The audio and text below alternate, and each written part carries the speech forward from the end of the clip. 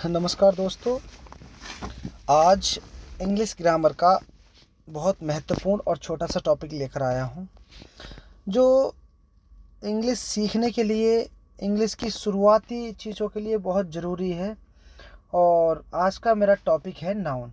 अगर आप लोगों ने मेरे चैनल को सब्सक्राइब नहीं किया तो चैनल सब्सक्राइब कर लें, बेल आइकन को प्रेस कर लें ताकि नोटिफिकेशन सबसे पहले आपको मिलते रहें। चलिए शुरू करते हैं। नाउन। सबसे पहले नाउन की परिभाषा देखते हैं। Definition. A noun is the name of a person. यहाँ ध्यान देना है, person, place, animal और thing। तो दोस्तों हिंदी में इसको समझ लेते हैं। नाउन का मतलब, संज्ञा का मतलब नाम से होता है कि a noun is the name. Name आ गया ना, तो a noun is the name of a person, किसी व्यक्ति का नाम, प्लेस स्थान का नाम, एनिमल का नाम और थिंग यानी कि वस्तु का नाम। इन सब के नाम को ही संज्ञा कहते हैं। जैसे राहुल। राहुल किसी व्यक्ति का नाम है, और किसी व्यक्ति का नाम अगर कोई रखा गया है उसकी पहचान के लिए तो वो नाम संज्ञा है। ठीक है। Table, Delhi, Mumbai, dog, etc। तो ये सभी संज्ञा के उदाहरण हैं। हिंदी में समझें, किसी व्यक्ति, वस्तु, स्थान या पशु के नाम को संज्ञा कहते हैं। अर्थात हमारे इर्द गिर्द हम जिन चीज़ों को टच करते हैं वो सभी नाउन के दायरे में आती हैं। हम घर में रहते हैं, घर में कुर्सी, मेज, पेन, किताब, मोटरसाइकिल, साइकिल, ये सभी क्या है? संज्ञा है। हम अपने घर पे रहते हैं, है ना, अपना घर और नानी का घर, दोनों अलग अलग सिटी हैं, तो क्या है? संज्ञा है। इस प्रकार से संज्ञा की परिभाषा क्लियर हो गई। ए noun is the name of a person, place, animal और थिंग, ये संज्ञा कहलाएगी।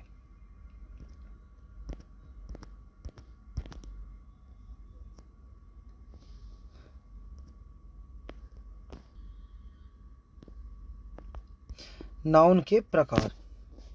तो काइंड्स ऑफ नाउन। नाउन को हम मुख्य रूप से दो भागों में बांटते हैं। कितने में? दो में। Number 1 countable noun, number 2 uncountable noun. Countable noun को हम गणक या गिनती की जाने वाली या गिनती की जा सकने वाली संज्ञा कहते हैं, और जिनको अनकाउंटेबल नाउन कहते हैं जिनको गिना ना जा सके, जिनको गिना जा सके, है ना, गिना जा सके, और जिनको ना गिना जा सके वो अनकाउंटेबल नाउन। ठीक है दोस्तों, तो यहाँ तक समझ में आया। अब हम चलते हैं काउंटेबल नाउन के प्रकार। काउंटेबल नाउन को भी अलग अलग कैटेगराइज किया गया है। तो काउंटेबल नाउन में सबसे पहले आता है प्रॉपर नाउन। प्रॉपर नाउन क्या है? प्रॉपर नाउन को हम हिंदी में कहते हैं व्यक्तिवाचक संज्ञा। जैसा कि शाब्दिक अर्थ से समझ में आ रहा है, व्यक्तिवाचक संज्ञा। जो संज्ञा व्यक्ति के विषय में, अर्थात व्यक्ति के नाम के विषय में बताती है, उसे व्यक्तिवाचक संज्ञा कहेंगे। जैसे कि हमारे आसपास हमारे मित्र, भाई बहन, मम्मी पापा, सभी को हम एक नाम से पहचानते हैं, तो उन सब का जो नाम रहेगा वो व्यक्तिवाचक संज्ञा के दायरे में आएगा। जैसे कि हमारे पिताजी हैं, पिताजी का कोई नाम रहेगा, मम्मी है, मम्मी का कोई नाम रहेगा, भाई है, भाई का कोई नाम रहेगा।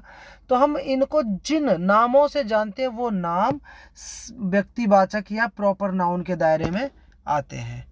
जैसे अनंत, डलही, द गीता, पवित्र ग्रंथ है हमारा द गीता। तो ये सब क्या है? व्यक्तिवाचक संज्ञा है। नंबर 2 पे हम चलते हैं कॉमन नाउन। कॉमन नाउन का मतलब है जातिवाचक संज्ञा। तो दोस्तों जातिवाचक संज्ञा से हमें समझना है किसी भी विशेष ग्रुप की मूल जाति जिसको नेचर ने बनाया है। ऐसा नहीं कि हिंदू, मुस्लिम, सिख, ईसाई और इनकी जो जातियां बनाई गई हैं वो जाति से हमारा मतलब नहीं है, जिसे प्रकृति ने बनाया। जैसे कि मैन, धरती पर पुरुष बहुत सारे हैं। टाउन, सिटी बहुत सारे होंगे। बुक्स, तो हर बुक का अलग अलग नाम होगा, बहुत सारी किताबें रहे होंगी ये है। तो ये सब क्या है, कॉमन नाउन संज्ञा, कॉमन नाउन जातिवाचक संज्ञा, या ऐसा कह सकते हैं कि विशेष ग्रुप का बोध कराने वाले शब्द जातिवाचक संज्ञा कहलाते हैं। जैसे कि लड़का, लड़की, ये सब क्या है, जातिवाचक संज्ञा है। डॉग, कैट, एक ही समान के बहुत सारे व्यक्ति या वस्तु या अन्य की ओर संकेत करे वो कॉमन नाउन। तीसरा है कलेक्टिव नाउन। कलेक्टिव जैसा शब्द से पता लग रहा है, कलेक्टिव कलेक्शन से बना है, तो समूहवाचक संज्ञा। इससे हमारा मतलब क्या है कि एक ही प्रकार के संज्ञाओं का समूह कलेक्टिव नाउन कहलाएगा। जैसे कि स्टूडेंट्स, स्टूडेंट्स बहुत सारे होते हैं। क्लासरूम, आर्मी, पुलिस, इनमें एक अकेला व्यक्ति नहीं रहता, बहुत सारे व्यक्ति रहते हैं, तो ये कलेक्टिव नाउन के दायरे में आएंगी। अब है दूसरा मेन प्रकार जो था, दूसरा अनकाउंटेबल नाउन, ना गिनी जाने वाली संज्ञा।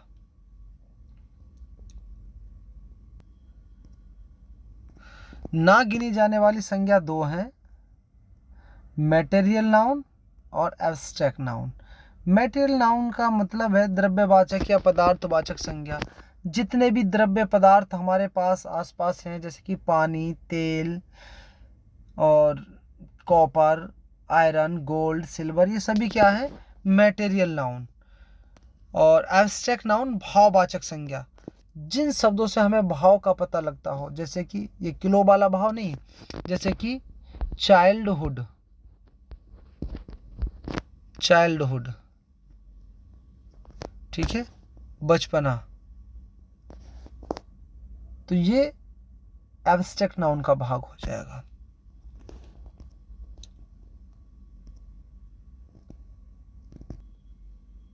देखिए यहाँ पर कुछ कलेक्टिव नाउन है जिनको मैंने लिख दिया है, क्योंकि एग्ज़ाम की दृष्टि से बहुत ज़रूरी है, आप देख भी लेंगे। और ये सारी कलेक्टिव नाउन है, तो आप एक बार पढ़ लें और रेंडमली पढ़ लें, हो सकता है कि यहाँ से कोई क्वेश्चन पुटअप कर लिया जाए। जैसे क्राउड ऑफ पीपल, लोगों की भीड़, क्राउड, क्राउड कहते हैं उसको। Heard of cattle, heard means समूह, और कैटल समूह या झुंड, और कैटल कहते हैं चौपाई पशु, पशुओं का झुंड। अ ग्रुप ऑफ स्टूडेंट्स, छात्रों का समूह, तो ये ग्रुप कहलाता है ना, मेन चीज़ इस पे ध्यान देना है। सेफ ऑफ ग्रेन्स, अनाज का गट्ठर है, अनाज का गट्ठर, safe of grains. A heap of sand, मिट्टी का ढेर, रेत का ढेर या बालू का ढेर, तो ये हीप होगा, है ना। अ बंच ऑफ की, बंच कलेक्टिव नाउन हो गया, चाबियों का गुच्छा, गुच्छा जो होगा कलेक्टिव नाउन होगा। क्लस्टर ऑफ स्टार्स, तारों का झुंड, तारों के झुंड को हम क्या बोलेंगे, क्लस्टर्स। तो इस प्रकार से ध्यान देना दोस्तों।